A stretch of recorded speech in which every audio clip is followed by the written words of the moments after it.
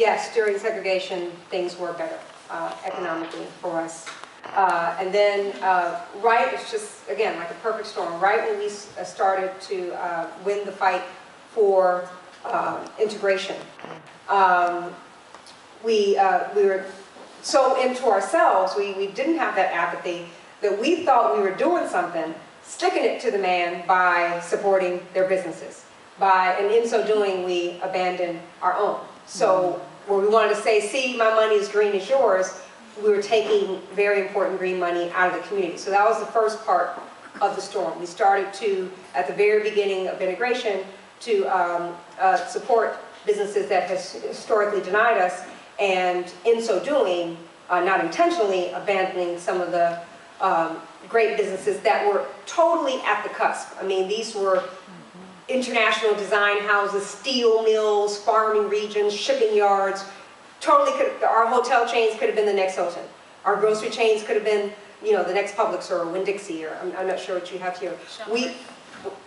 ShopRite, right. Could have been, we're right there. And it was right then when we got nicked.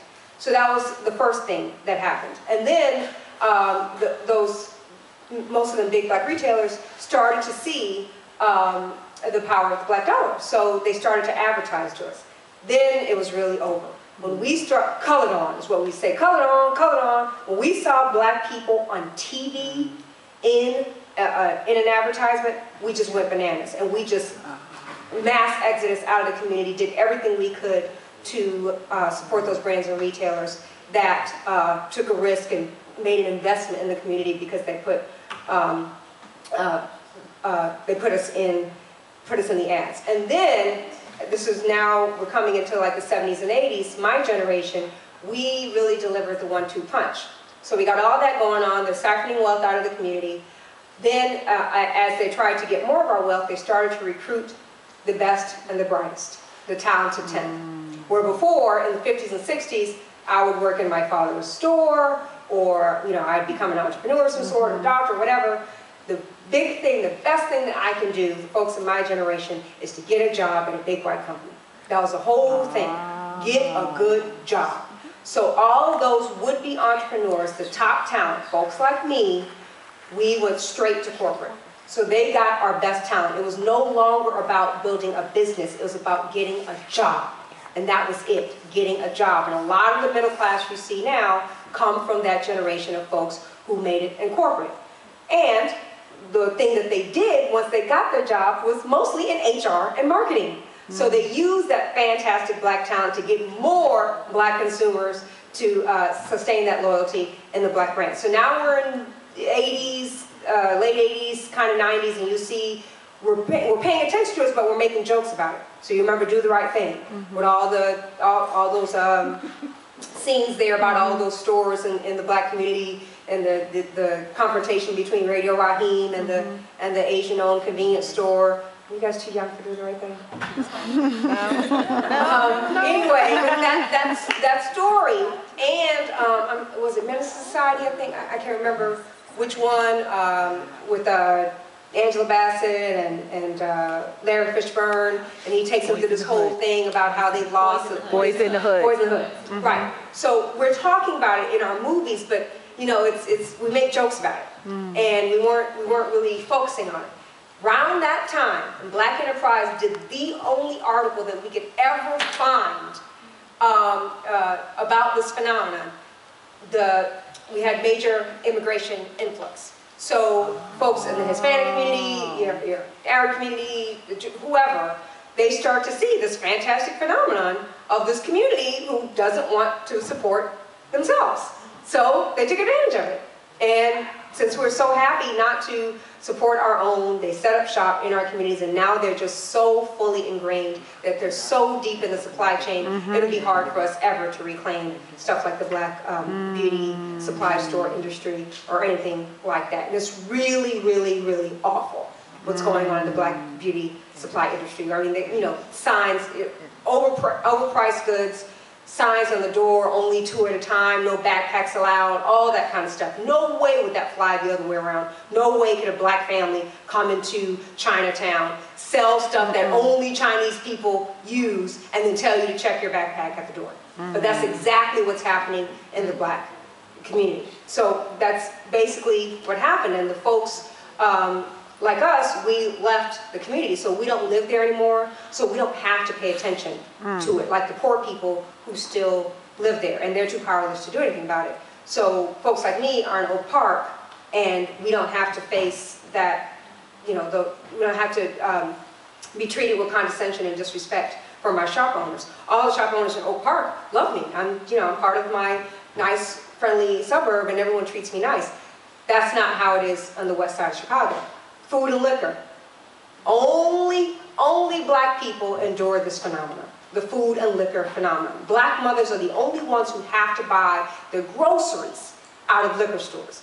That phenomenon happened because the Jewish folks had the stronghold in the liquor store industry. They grandfathered that in after white flight, and wow. There were only black consumers left in the black neighborhoods, and they didn't want the black, as much as we linked arms, they didn't want the black entrepreneurs to take over those businesses. So they kept ownership of those businesses with the deeds and the grandfather clauses and all that kind of stuff. Then we get into the 80s and 90s, and black people are poorer and poorer and poorer, dependent more on food stamps, and they wanted to be able to sell food stamps. So how do you sell food stamps in a liquor store? You gotta sell groceries.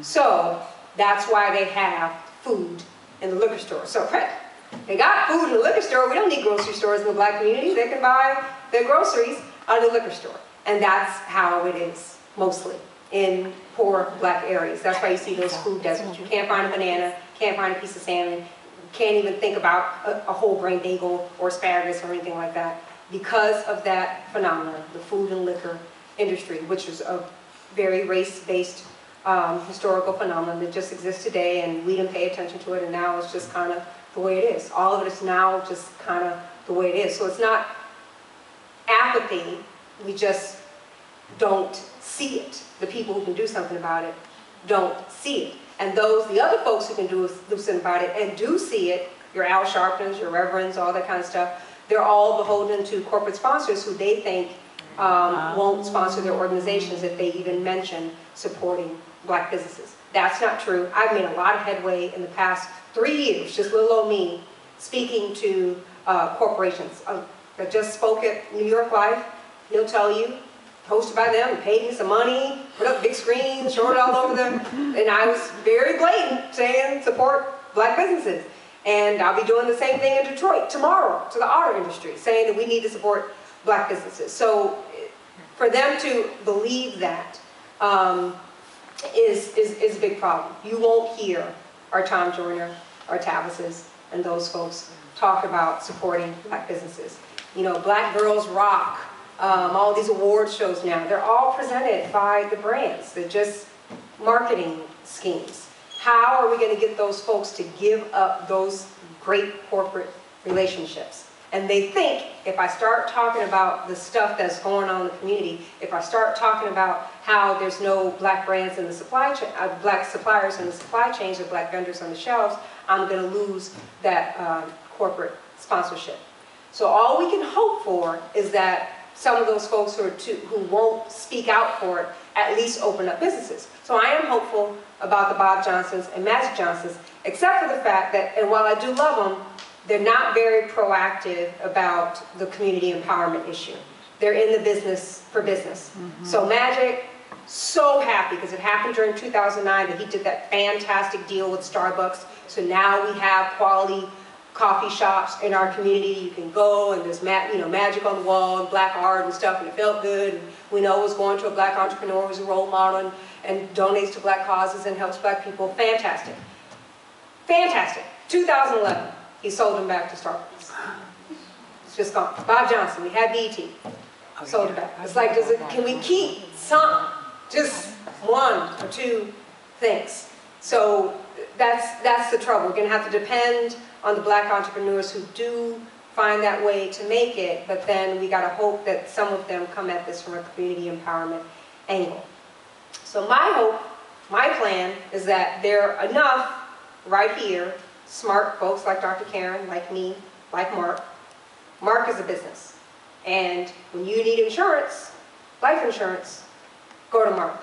Mark